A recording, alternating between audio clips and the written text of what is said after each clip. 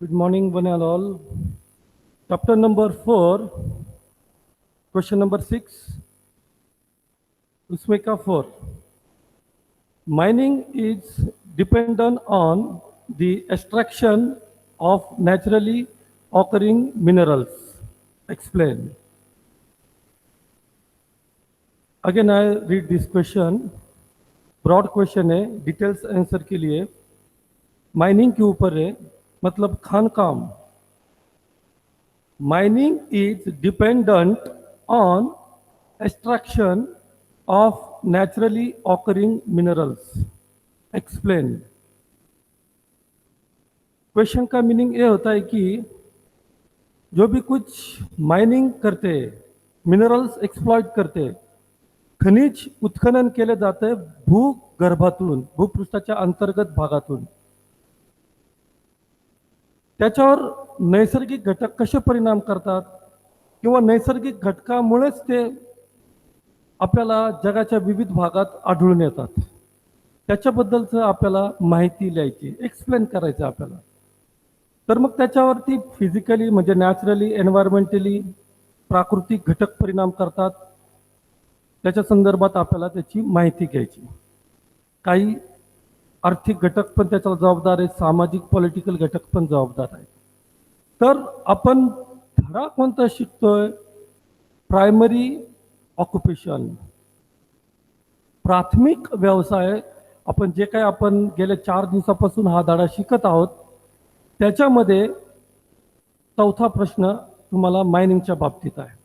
म्हणजे आपण सखोल शेती शिकलो, मंडई बागायती शिकलो, नंतर मग पशुपालन शिकलो, मासेमारी शिकलो, आणि हा 5वा प्रश्न आता हा मायनिंगच्या वरती आपल्याला स्वाध्यायामध्ये दिला आणि त्याच्याबद्दलच्या धड्यामध्ये आपल्याला सर्व त्याची माहिती दिलेली आहे. तर आपण प्रश्न उत्तर या स्वरूपात त्याची माहिती मिळवत आहोत, जेणेकरून तुम्हाला नोट्सलाही सोपं जाईल, परीक्षेच्या दृष्टीने सोपं जाईल, आपला अभ्यास पण पूर्ण होईल, हा आपला प्रश्न सुटला जाईल असे. मग आता तुम्ही काय करायचं, परीक्षा जे आपलं एक्सरसाइज आहे म्हणजे स्वाध्याय आहे त्याच्यावर जायचं आणि तिथं पेन्सिलने टिक करायचं, म्हणजे आपला प्रश्न हा सरांनी आपल्याला याच्याबद्दलचं मार्गदर्शन केलेलं आहे.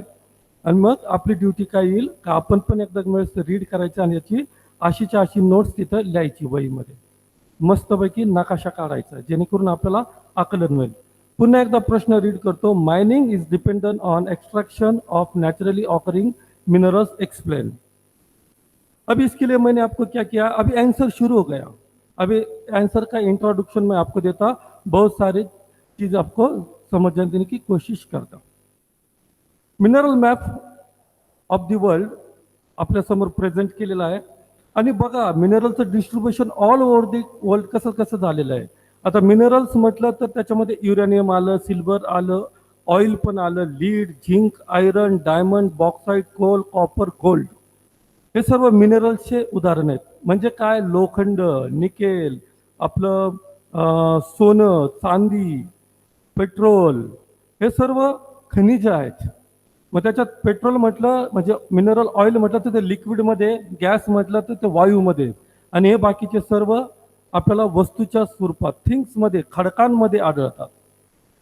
आलं लक्षात? त्याचं डिस्ट्रीब्युशनचा सुंदर तुम्हाला मॅप दिला.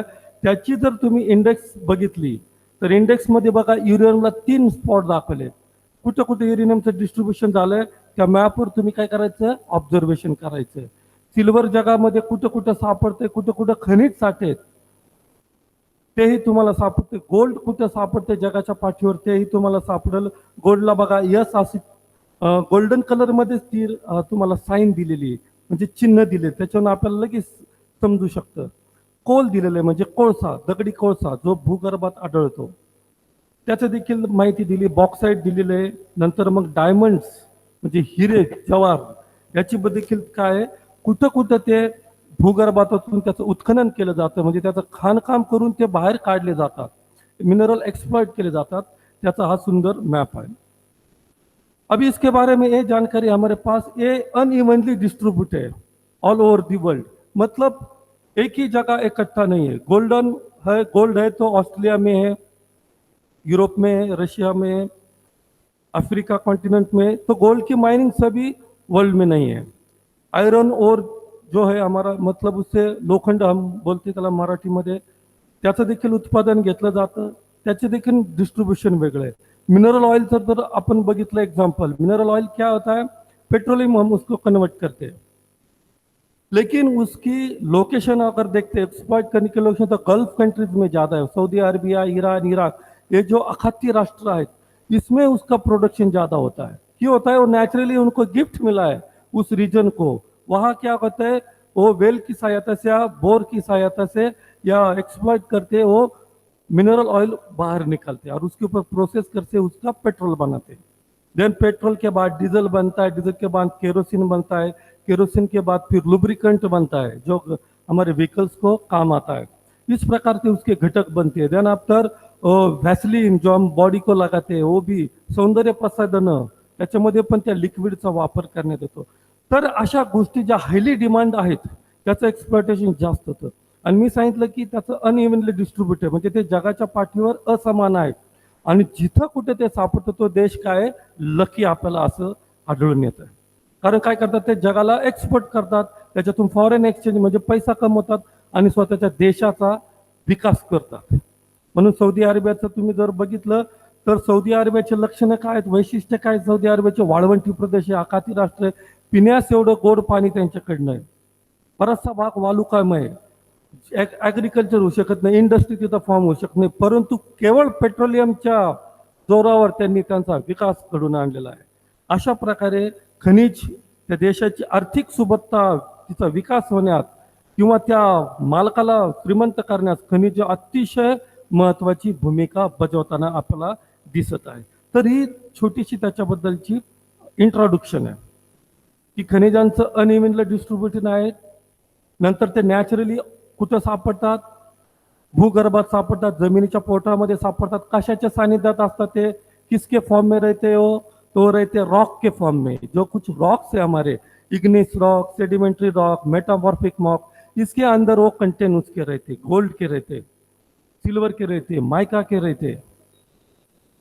तो होता है क्या, वो उसको बाहर निकाल के फिर उसको प्योरिटी बनाते हैं, इनप्योर रहता है, उसके ऊपर प्रोसेस होती है, फिर उसको मेल्ट किया जाता है इंडस्ट्री में और प्योर मटेरियल अलग निकलता है।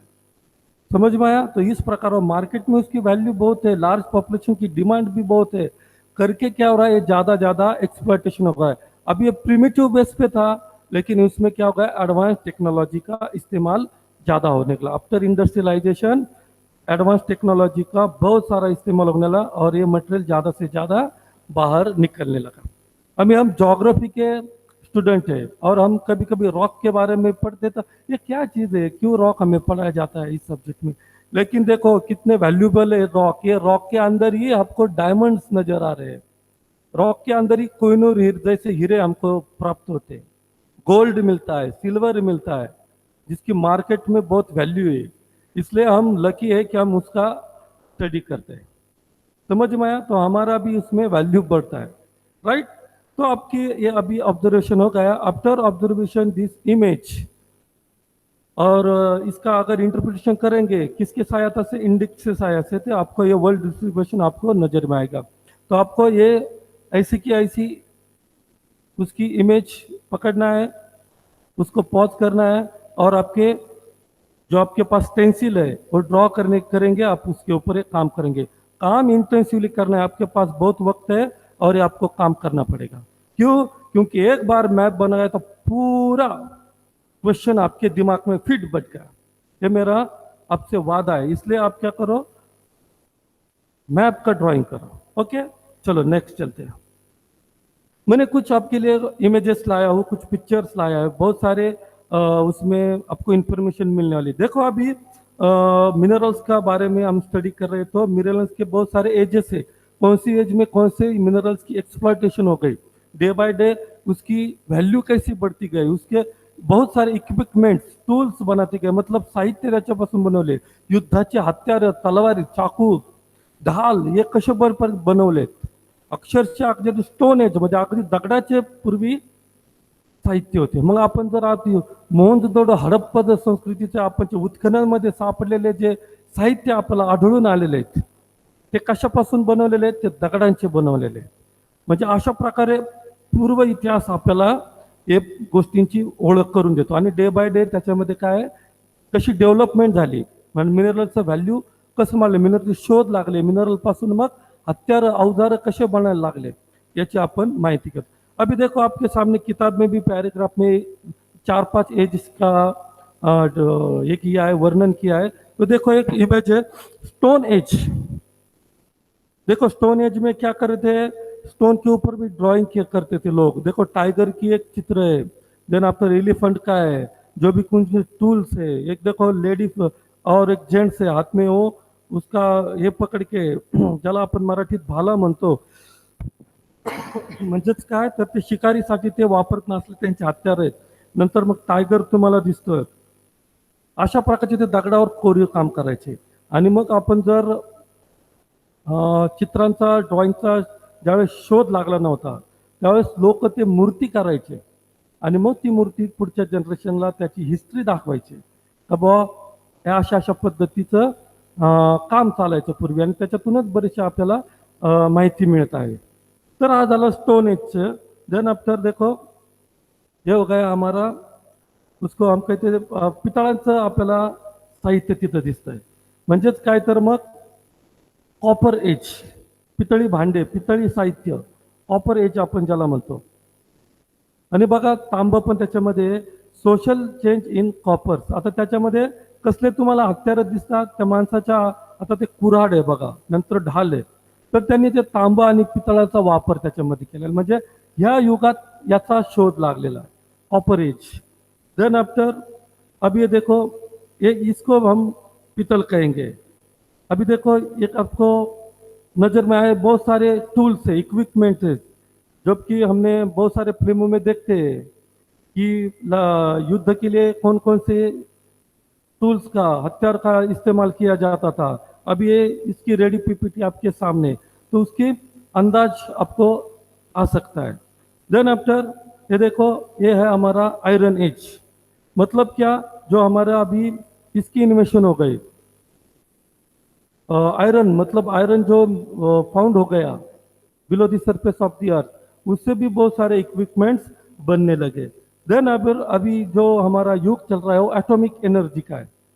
एटॉमिक मतलब क्या, अणुस्फोट, जापान के ऊपर जो डाला था अमेरिका ने वो बॉम्ब, एक्सप्लोजिव, एकदम एक्सप्लोजिव, उसमें बहुत सारी शक्ति होती.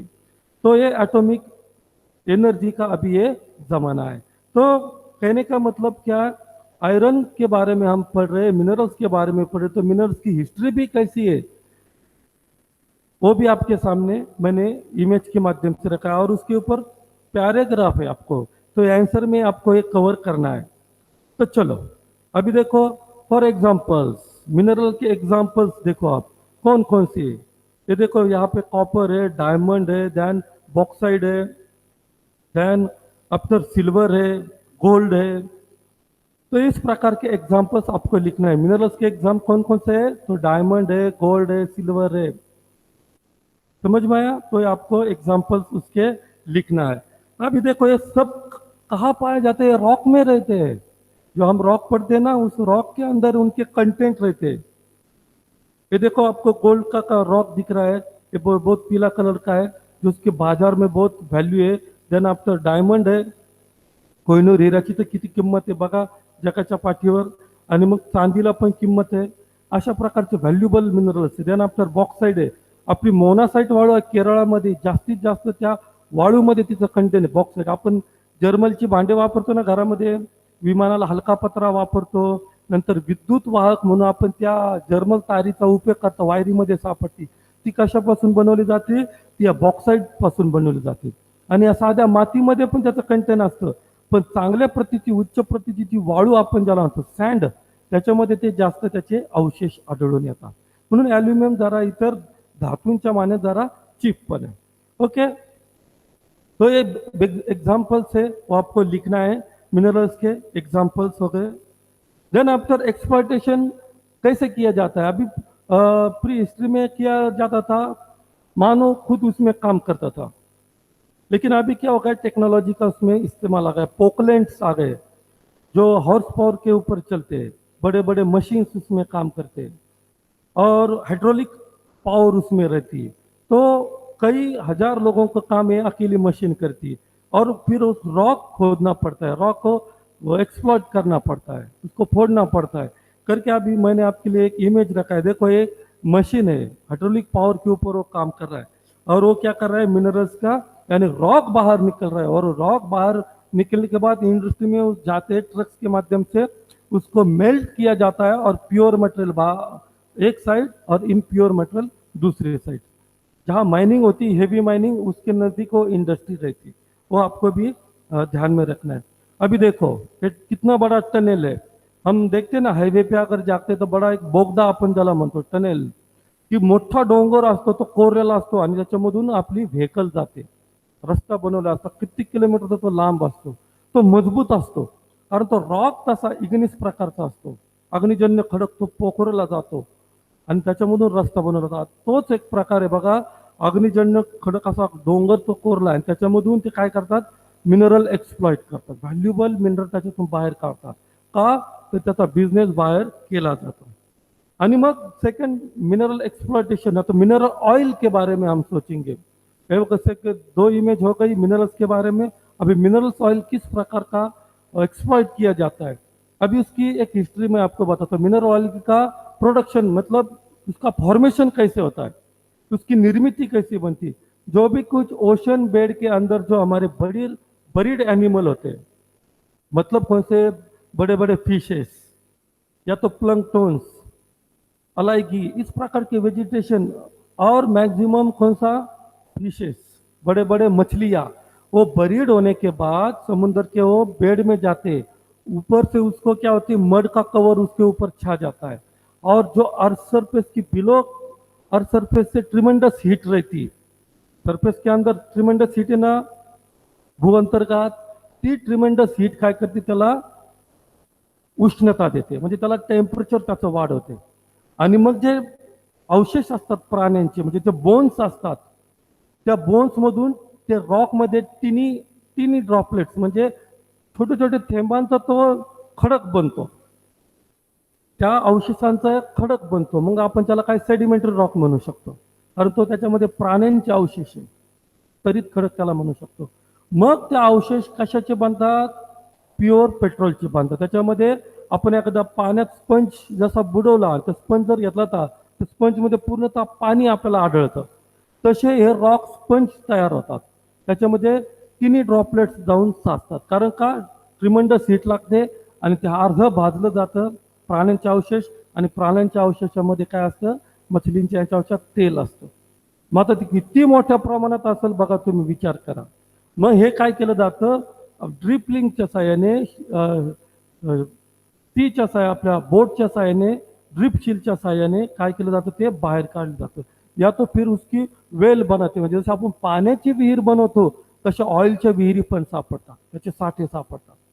आणि म्हणून मी तुम्हाला सुरुवातीला सांगितलं की गल्फ कंट्रीज के पास पैसा क्यों ज़्यादा है, तो सिर्फ उनके पास ये नेचुरल उनको गिफ्ट मिला है, उनके पास मिनरल ऑयल्स की अवेलेबिलिटी, तो उसकी भी क्या करते, एक्सप्लॉइट करते। देखो वाटर दिख रहा है आपको, ऑयल दिख रहा है, और ठीक ऑयल जहाँ बनता है, एक लेयर में जहाँ ऑयल बनता है, उसके ऊपर नेचुरल गैस की निर्मित होती है।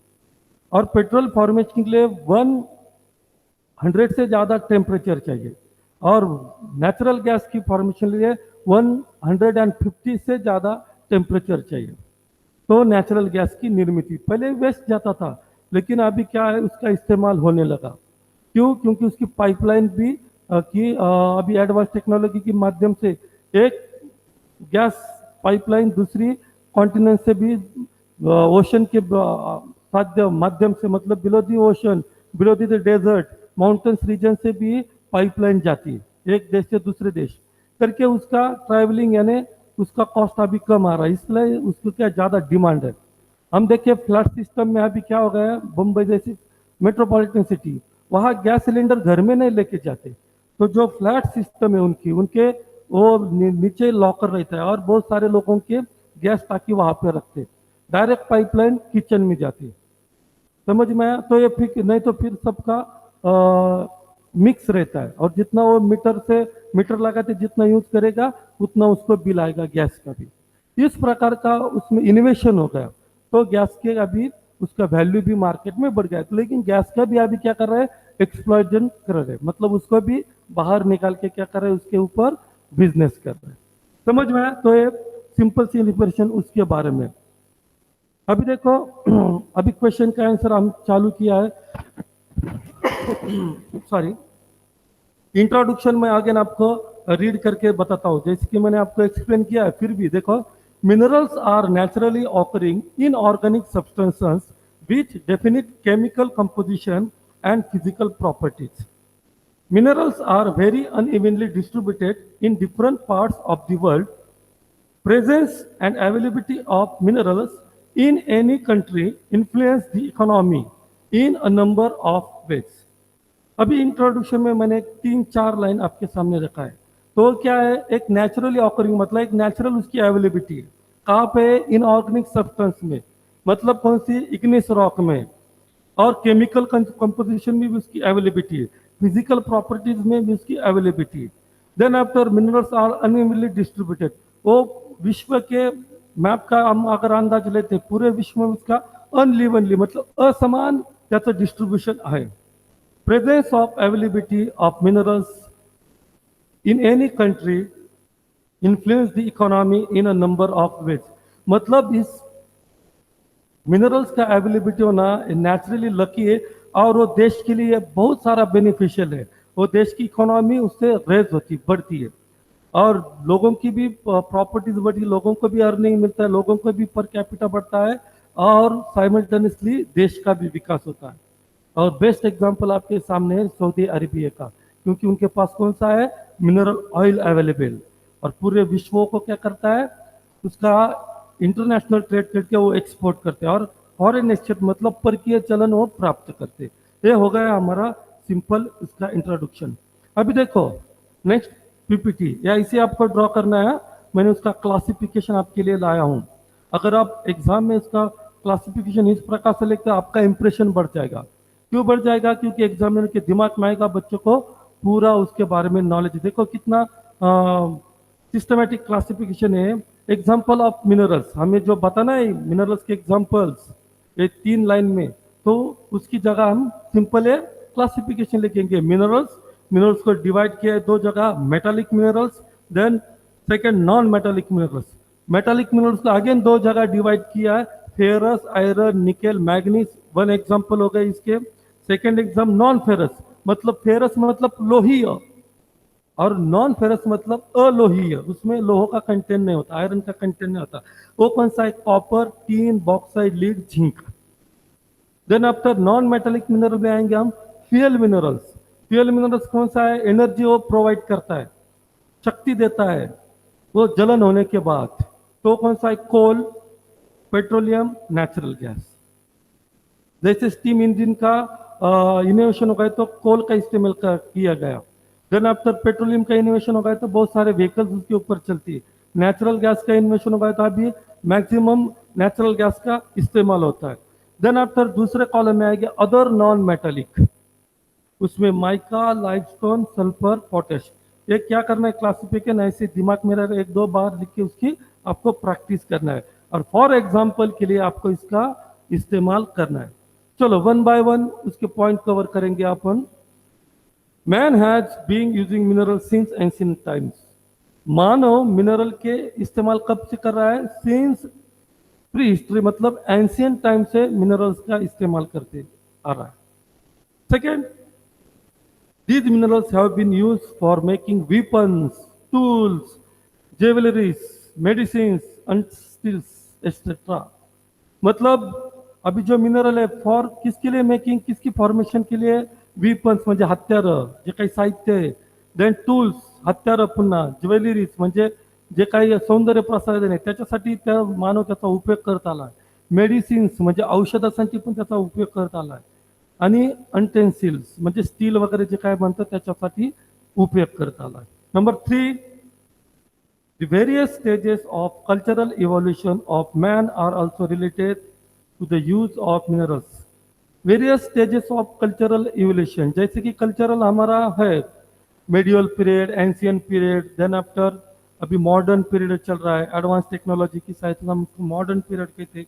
देन सेकंड मिनरल के बारे में कहें तो bronze age, copper age, stone age, atomic age, इसका आप एग्जाम्पल उसमें लिखेंगे। देखो, at the end of stone age man develop by skills by using minerals. दुनिया में सबसे होशियार स्किलफुल एनिमल है तो मानव है, और उसकी बुद्धिमत्ता की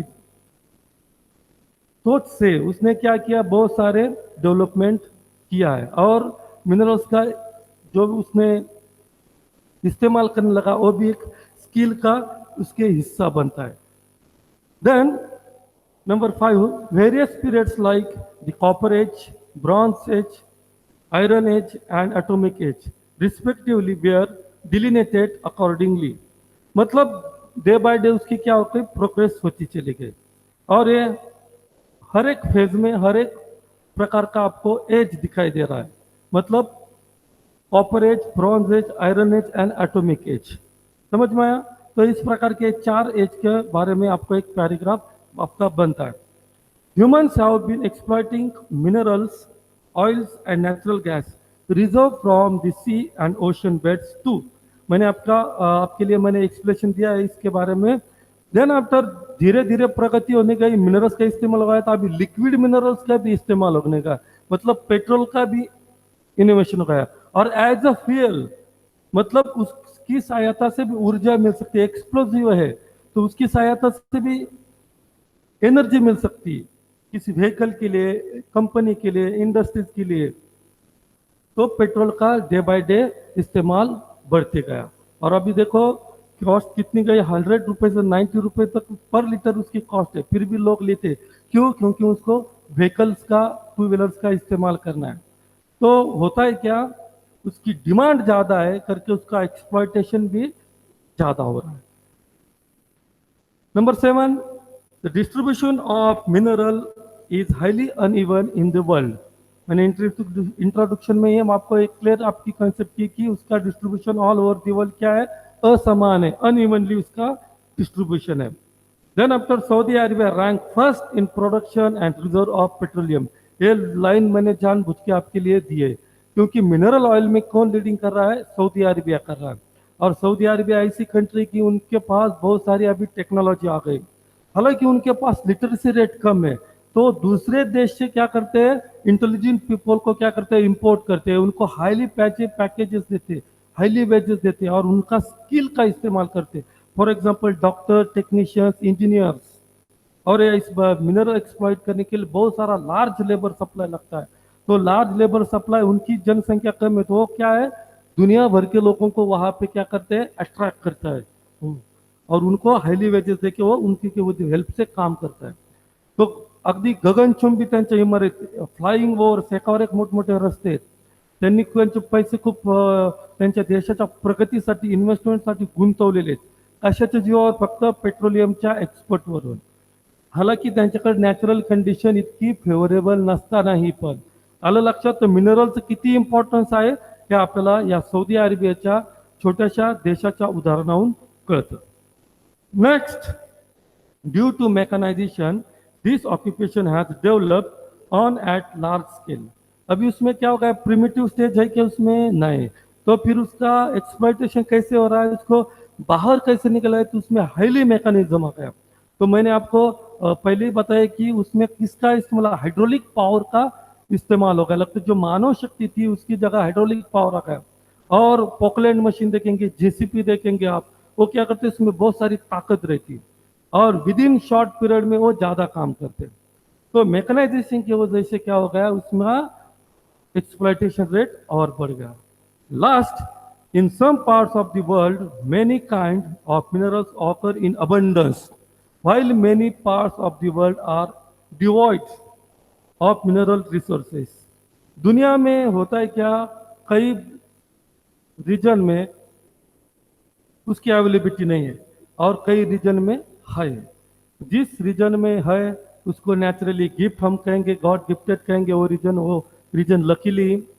और उसकी होता है क्या, वो क्या करता है, मिनरल्स एम्प्लॉयमेंट जनरेट करता है, मतलब लोगों को रोजगार भी देता है।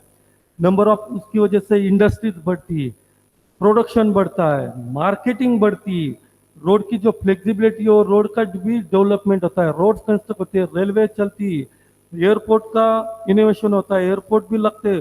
देन आफ्टर जो इंटरनेशनल ट्रेड चलता है वो ओशन रूट से ज़्यादा चलता है, तो कार्गो ओशंस भी जाते हैं, यानी पोर्ट्स भी उसको लगता है। तो बहुत सारे जो इकोनॉमी के लिए नेसेसरी थिंग्स है उसका डेवलपमेंट होता है। सिर्फ किसकी वजह से? ओनली मिनरल की अवेलेबिलिटी की वजह से। ओके बच्चों लोग, तो आपके ये क्वेश्चन पूरा ध्यान में आ गया होगा, और इसके इसी प्रकार के मैं आपके सामने आशा रखता हूँ। तो आपको क्या करना है, इसका नोट्स निकलना है। किताब में भी है, लेकिन एक दो किताब मिला के मैंने उसमें और अच्छे पॉइंट्स डाले हैं। तो मराठी मीडियम के जो हमारे ए डिवीजन के बच्चे हैं, वो भी क्या कर सकते हैं, बुक के माध्यम से आप नोट्स निकाल सकते हैं। इंग्लिश मीडियम के भी रेडी रेफरेंस है, ऐसी के ऐसी आपको नोट्स निकालना। Okay, thank you very much.